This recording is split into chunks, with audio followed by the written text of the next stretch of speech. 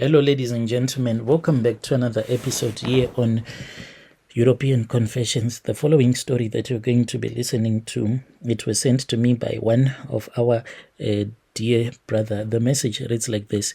Hello, Brother Nanshi, how are you? Can you please post my own story as hidden identity? I have come here on your platform. So my name is Charles, not his real name. Originally, I am from Zim, but I have been living in Canada for the past 8 years. I need to share a story that has been weighing heavily on my heart. Mine is a story of loss, faith, and redemption. It was in 2011. I was going through one of the darkest periods of my life. My wife, whom I'll call Miriam, had fallen seriously ill, and the doctors could not even diagnose her condition. We had tried everything. We had gone to different doctors, medication, prayers, and consultation with various specialists, but nothing was working at all. So as her health was deteriorating, I grew so desperate, and I did not even know what else was I supposed to do. I was willing to do anything so as to save her, even this if it meant seeking help from a powerful witch doctor. So I spoke with some of my relatives because I come from Mutare in Zim. I had spoken with my elder brothers, and my brother had told me that he had this other friend of his who had told him about this very powerful witch doctor who was in Nyanga. So this man claimed that his rituals could heal the most severe illnesses, and I didn't believe in such things since I was living in a first world country. I never believed in these powerful traditional healers, but I was desperate. I was watching as my wife's life was slipping away. I felt that I had no choice. That was when I decided that it was far much better for me to travel from Canada with my wife and to travel to Zim so that we can go to Nyanga, hoping that this man could save the life of my wife. So we then returned back to Zim. When we returned back to Zim, I was supposed to go there to Nyanga with some of my relatives. But what then happened was that in the family, there was a funeral. So we had planned it like after the funeral. That was when we were supposed to go to Nyanga. But unfortunately, I saw that my wife, she was getting even more sick. And I saw that if I was going to wait for this funeral and after the burial then we go to Nyanga, then this was going to make me to lose my own wife. So I spoke with my elder brother, who told me that he was unable to go with me because he was supposed to be part of that funeral and he could not travel with me. So he then said that he was going to speak with his friend who knew where this traditional healer was staying. So we spoke with that man, and the man then said that he would go with me. But in the last minute, this man then told me that there was somewhere where he was supposed to be, so you could not accompany me. So what they did is that then they gave me the directions, and I wrote the directions on a piece of paper, and they gave me the phone numbers of that traditional healer. We communicated with the traditional healer, and I told him that I was already on the way with my wife. So along the way, that was when I saw this other man. This man, he was standing by the hiking spot, and I said, this man, since he's someone who is a local, who is staying in the local area, maybe he can give me better directions. Maybe he knows this traditional healer. So I picked up that hitchhiker, a man who was in his late 40s, who seemed to be a poor ordinary man. As we drove, he then started talking about his life, the hardships, the economy, as they were facing it in Zim.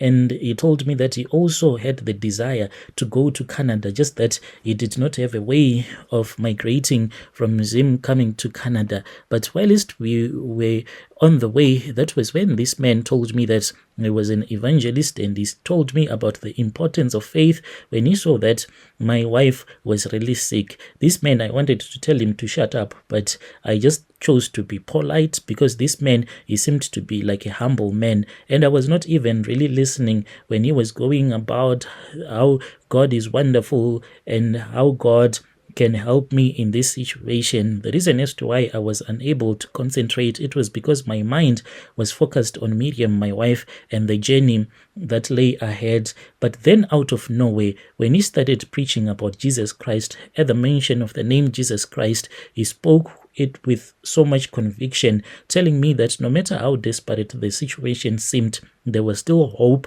in God, even though I felt like my situation, it was really hopeless. My wife, it was as if she was half dead, and that powerful witch doctor was the one who could bring her back to life.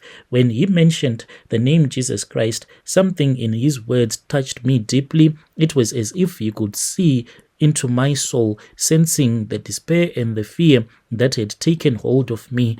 I tried, Brother Nashi, as this man kept on telling me about Jesus Christ, to hold back my tears, but I could not. As a man, I did not want to cry, but I broke down right there in the car and I started crying like a child. He did not judge me or try to stop me. He just kept speaking about Jesus, about how God loved me and wanted to carry my burdens. In that moment, that was when I realized that I had been trying to control everything on my own.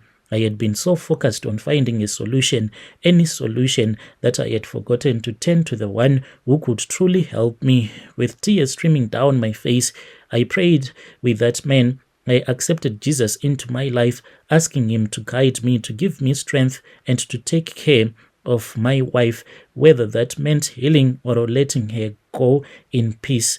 After I had dropped the man where he was supposed to get off, I continued on my journey with my wife, who was almost half dead, but something in me had changed. Even my wife told me that I should not worry anymore because she was now at peace. She said that I should not feel desperate, and I no longer felt the same desperation. Instead, I felt a strange peace after I had given my life to Christ, as if there was a weight that had been lifted off from my shoulders.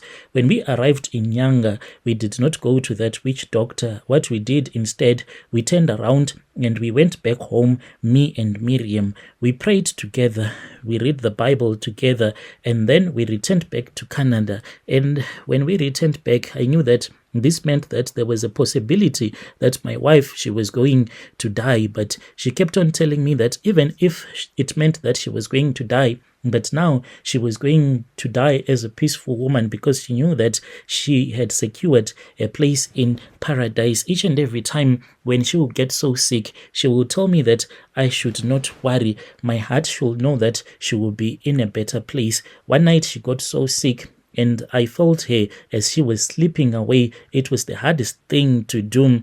When she died, her death broke me, but it also saved me. I then found faith in the midst of my despair, and that faith has carried me through the years. Even right now, there are times when I ask myself questions like, if I had gone to that traditional healer, my wife, will she be still alive? But at the same time, I am at peace, because when my wife got so sick, when I tried to go to that traditional healer, when I met that evangelist that I offered a lift, I felt as if it was by the grace of God. God wanted me to give my life to Jesus Christ. This is my own story, Brother Nashi.